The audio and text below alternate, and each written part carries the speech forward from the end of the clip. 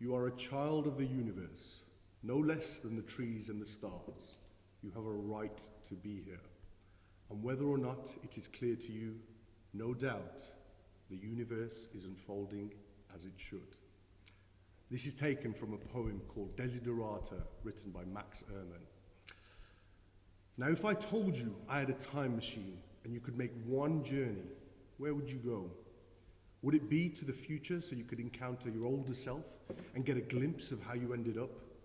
Or would you rewind and correct past mistakes and capture lost opportunities? As a young man watching films of my generation, such as Back to the Future, The Butterfly Effect, and Bill and Ted's Excellent Adventure, I was always fascinated by the prospect of time travel and would spend time creating scenarios in my head of what I might do or what I might find. I imagine some of you with entrepreneurial mindsets are sat there thinking you'd be an investor in companies such as Google or Facebook. Maybe you would go to the future and see what eventually became of our currently very fragile planet. Or maybe you would rewind time just to spend a few extra moments with a lost loved one. This idea, however, of being in control over situations which you physically or scientifically can never have power over can be an unhealthy one. And it was the discovery of a concept known as Qadr which helped me understand this. Qadr is a concept in Islam which loosely translates to destiny. In Christianity and other religions, it is better known as God's plan or perhaps just fate. Now, the theory goes that whilst we have free will to make our own choices in life, our divine and omnipotent creator, who has absolute knowledge of what has happened and has also knowledge of everything that is going to occur. There is a plan for each individual person, each nation, and the entire world. And because I believe we are beloved creatures of God, we should always remain steadfast in the knowledge that He has our best interests at heart. So at times of uncertainty, regret, or helplessness, it's comforting to know that the choices you make and the steps you take are all part of a greater plan, and a plan that is designed to get the best out of you. So when I look back at my life, at my journey to being the man I am today, my memories and thoughts are no longer tainted with a desire to change things.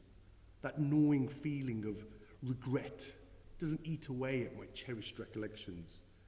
Instead, through the concepts of Qadr or destiny or fate, I am able to understand that this is who I was always meant to be.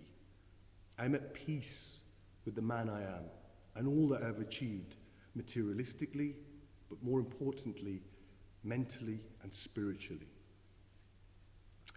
Furthermore, through these concepts, I now understand that I was always destined to be standing right here, right now, recording this very message to you. And it's for that reason I go back to the question I asked at the very start about time travel. And I can now answer simply, assuredly, and with great conviction, would I go back and change anything? No, because my life has unfolded exactly as it should. And would I go to the future? No again. Because why would you ruin the surprise? The enjoyment is in the journey. And this is something I want to talk to you a little more about. The opportunity I have here today is to share some of the wisdom that I've amassed through my experiences as a former student of WGS, and also through my journeys and adventures since then.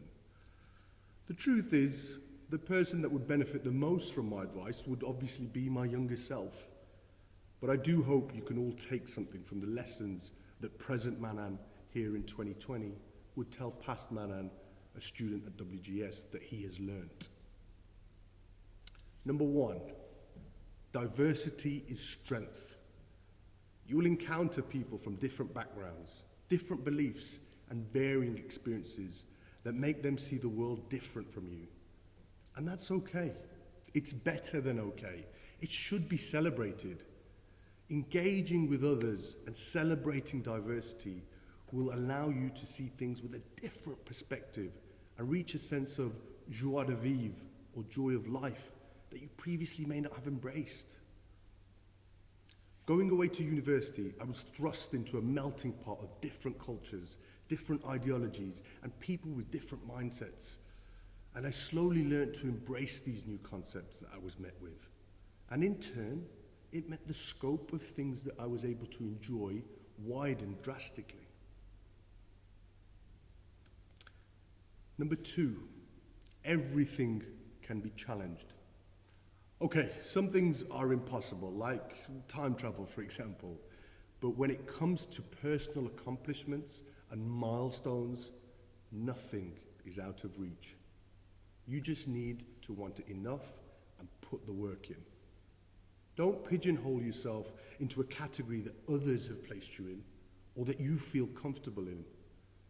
Challenge the boundaries, challenge your boundaries, and see how far you could push yourself, both physically and intellectually. Growing up, I was a keen sportsman, but not blessed with the most athletic of physiques. I'd flirt with the easy to accept excuses such as, it's your genetics, but it never really sat right with me. So I challenged myself. I learnt about physical fitness. I learnt about nutrition, and I applied those principles of clean eating, going to the gym, when all those around me told me, listen, it's of no use, it won't work.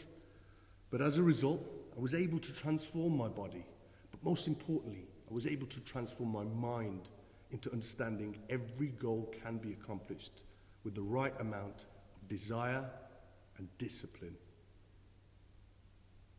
And that leads me to my final point. Discipline is key. Yes, I'm aware this completes a set of horrendous cliches, but this final lesson could not be any truer, and it follows on directly from the previous point. The rewards that you reap will be a direct result of the effort that you sowed. Your GCSE and A-level grades will be a reflection of the amount of work you put in. Your performances on the football pitch or the netball court will be a sum of the effort and amount of practice you put in during training. And as mentioned, your physical fitness will be a result of how disciplined you were with your calorie intake and the expenditure in the gym. It is discipline that will turn your goals into reality. And it is this discipline that the school here weaves into us that develops our character for success in later life. So turning back to all of you listening to me today as part of your studentship here at WGS, I want you to know that you are being taken on an amazing journey. You are going through a unique process which is building your character, improving your skills, and defining the person that you will become in later life.